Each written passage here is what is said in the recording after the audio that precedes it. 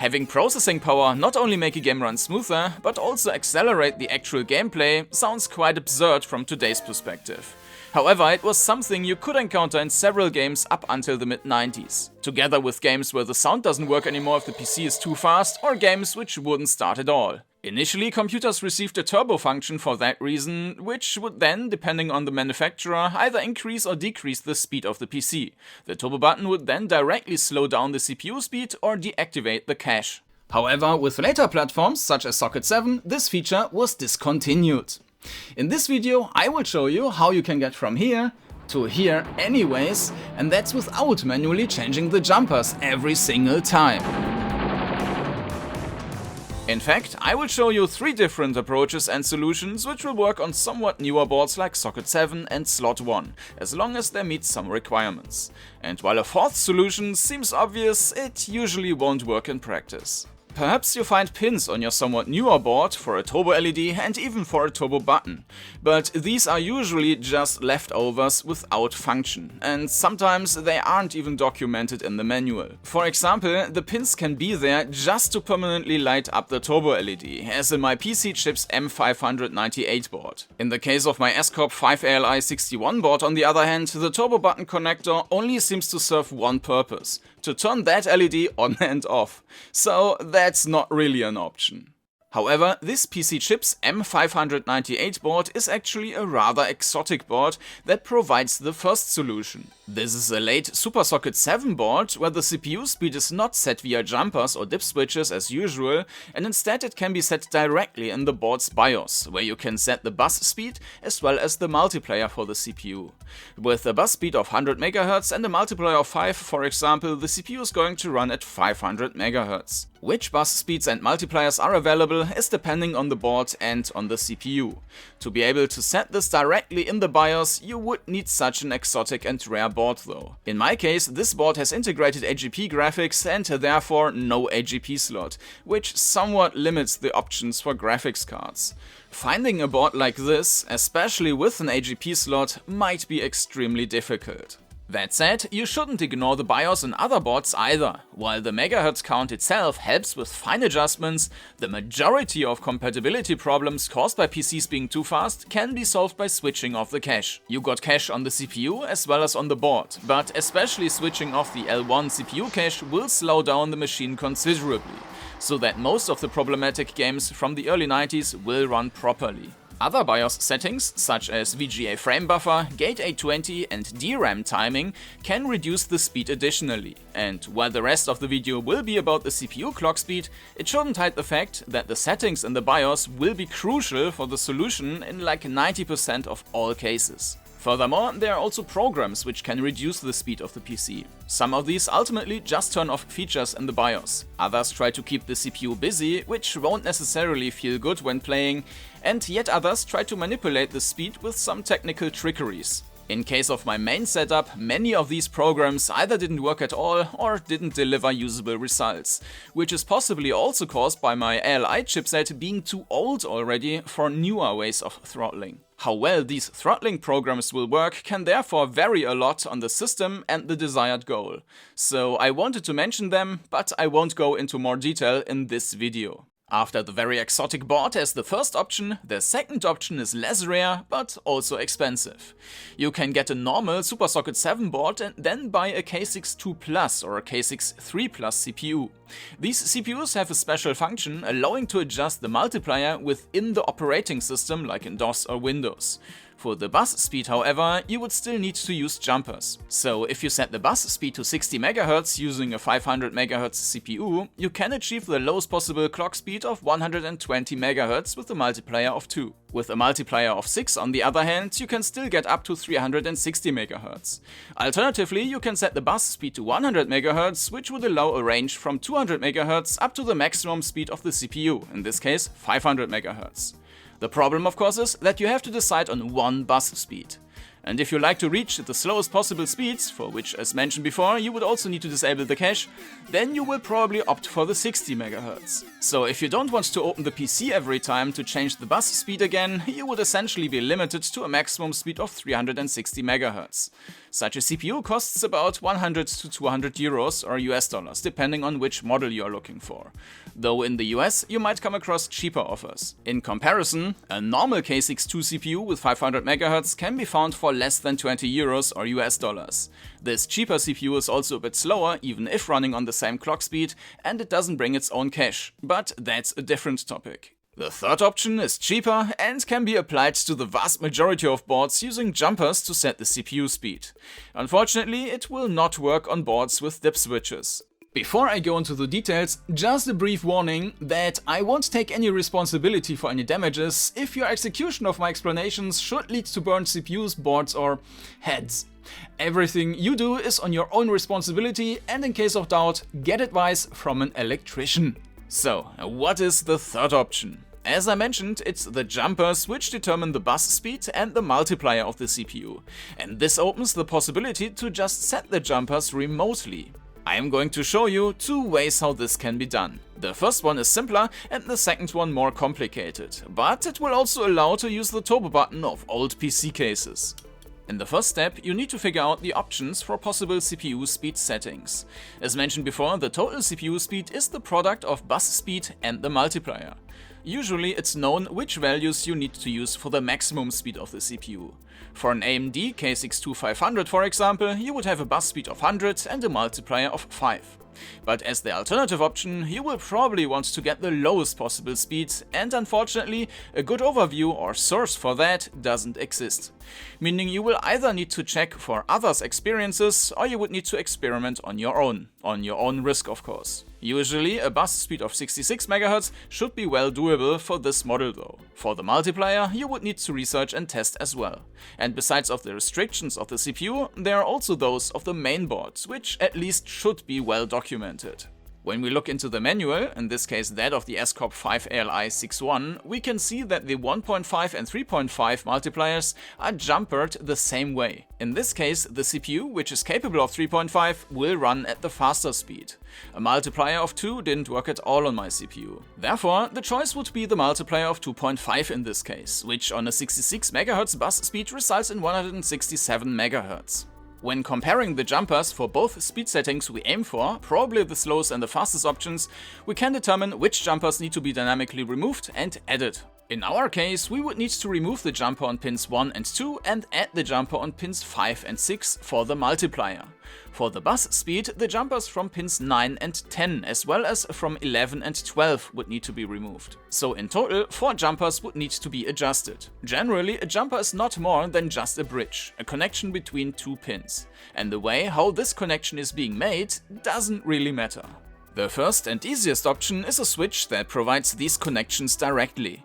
If you only need to set a single jumper, you can do this directly using the turbo button. These are often just normal on-on switches with 2x3 pins. When the button is in normal state, the 2 middle pins are connected to the one side, and when the button is pressed, these 2 middle pins are connected to the other side. Theoretically, you could use this to add or remove 2 bridges, but one side is probably already used for the turbo display. If you want to use that display, only a single bridge remains. But it's very likely that, as in our example, 3 or 4 jumpers need to be changed, and then you won't get far with a standard turbo button. Switches with up to 12 inputs for a total of 4 bridges can also be purchased easily and cheaply though. While I am using quite a monster here, you can also find smaller switches with the same functionality for less than $10. Whether that's on Amazon or an electronics retailer. The only important thing is that it is an on-on switch, meaning it has no neutral position. With 4 separate connections, this is also called a 4PDT on-on switch. In addition, we are going to need a couple of DuPont cables to connect this switch to the jumpers. Depending on the switch, that can even be done without soldering. And voila, our custom turbo switch is ready. Now we can either drill a hole in the front of the case, use a PCI slot cover, or use an existing unused opening in the case, like that for a COM port. If you only need to replace 3 jumpers, you can also use the 4th switch connection for a turbo LED or the megahertz display. Alternatively, there are longer switches that can set and remove additional jumpers, and depending on the dimensions of the switch and the case, they could possibly be placed at the original turbo button's location. However, both PCs I got here use a plastic housing, and you would have to modify the case accordingly in order to get the longer switches in there. These two PCs use switches of about 8.5 to 8.5 mm, which you could also buy for relatively cheap in case you need replacements. You should just make sure that you order switches that click into place, at least if you want to use them that way. But if you want to use the original turbo buttons, then you will need to switch the jumpers electrically. This can be done using bistable relays, which would basically act as remote switches, which can be operated by the turbo button. I actually made my first attempt with normal relays, but the problem with these is that the relays fall back into their initial state without a permanent power connection. If you switch off the computer, the connections between the pins are also cut. As the jumpers are only checked on a full reboot of the PC, we are quickly getting into a bit of a pickle here. It only takes fractions of a second, but the order in which everything happens is that the bus speed is set first, and only after that the relays will switch, and finally the multiplier is set. So while the multiplier can be switched with the relays, they are too late to set the bus speed. And depending on which CPU you are using and which pin layout your board is using, in theory you could also accidentally overclock your CPU that way, and in the worst case even damage it. So that should definitely be avoided. While you could use an external power source like batteries, they would be permanently stressed just for keeping the switch positions, so that wouldn't be ideal either.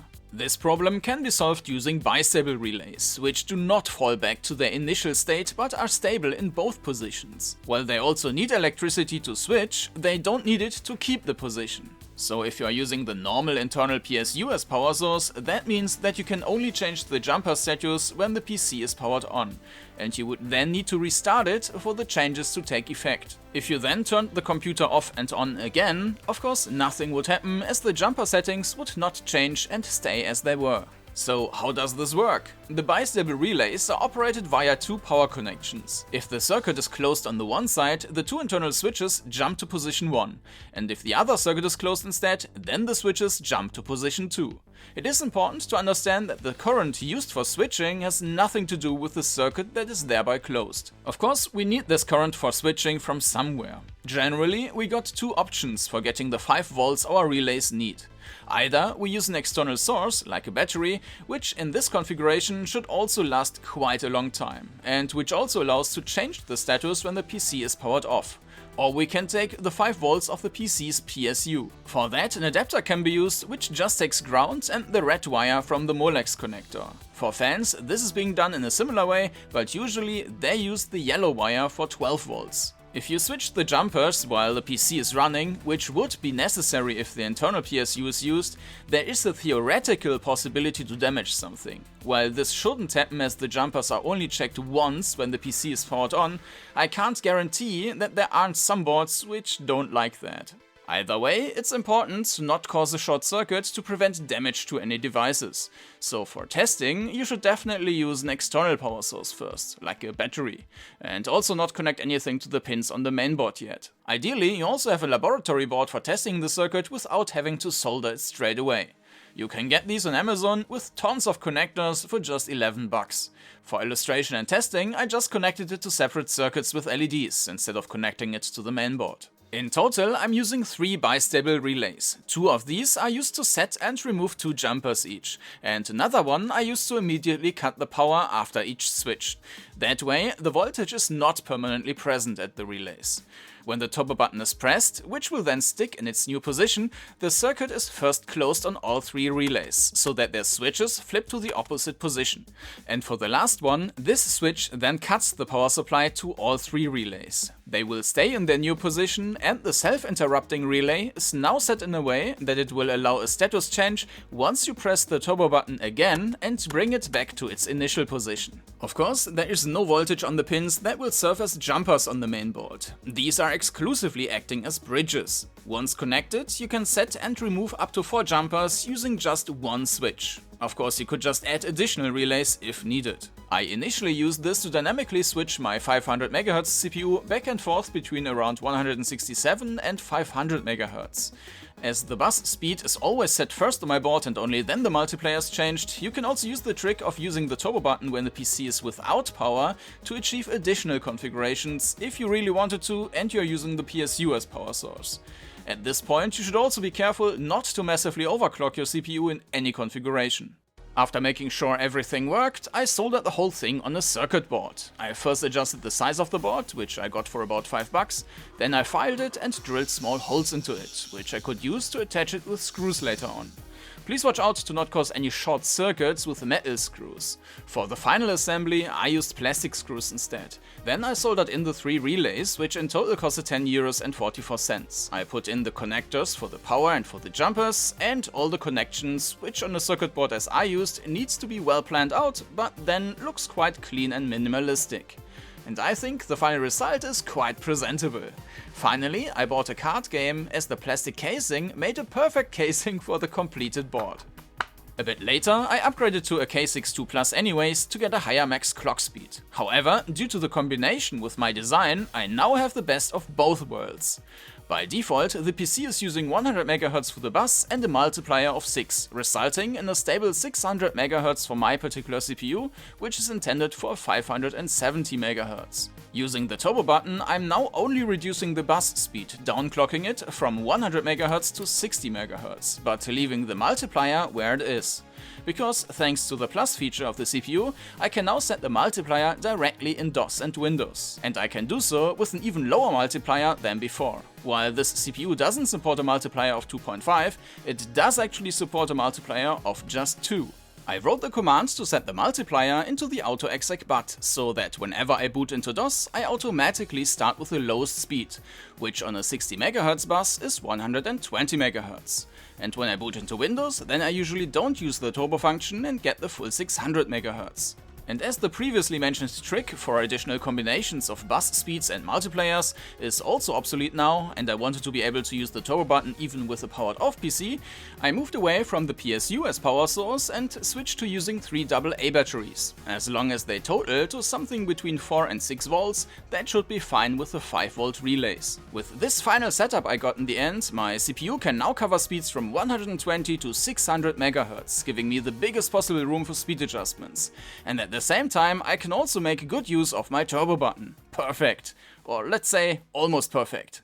Why almost? Because there are still limitations, and before I wrap this up, I would like to show these limitations while also highlighting the importance of cache again, by looking at some configurations I tested and the speeds I achieved with these.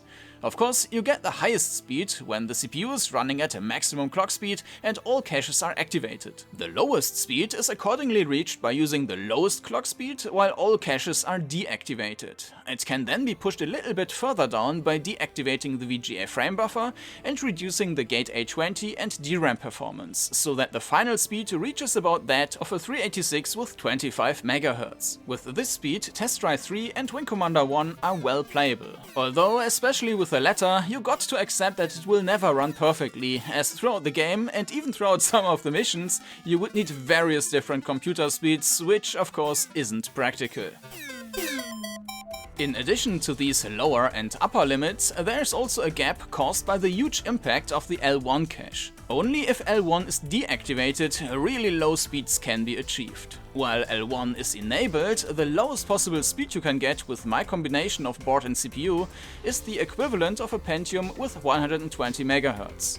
On the other side, the highest possible speed you can get with disabled L1 cache, even when using the full 600 MHz, is just on the level of a 486 DX2 66 MHz. So for closing this gap, or to make the PC even slower, you would need additional software, which in my case didn't work. This could be a purely theoretical problem though, which doesn't really matter in reality. I tested several games from 1990 onwards which got potential speed issues, and so far I found a suitable configuration for all of them, as long as the games allow it, of course.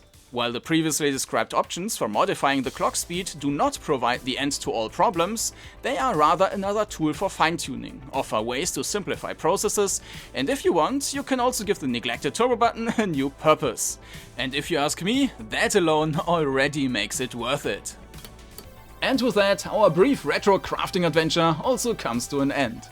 As I mentioned before, I take no responsibility in case you damage something or someone, but I hope that there has been something interesting for you as well. And if you have any suggestions on how to make the whole thing even better, easier or safer, please write them down in the comment section. I say goodbye, and whether you are dabbling in old or new hardware, I wish you a lot of fun tinkering and gaming.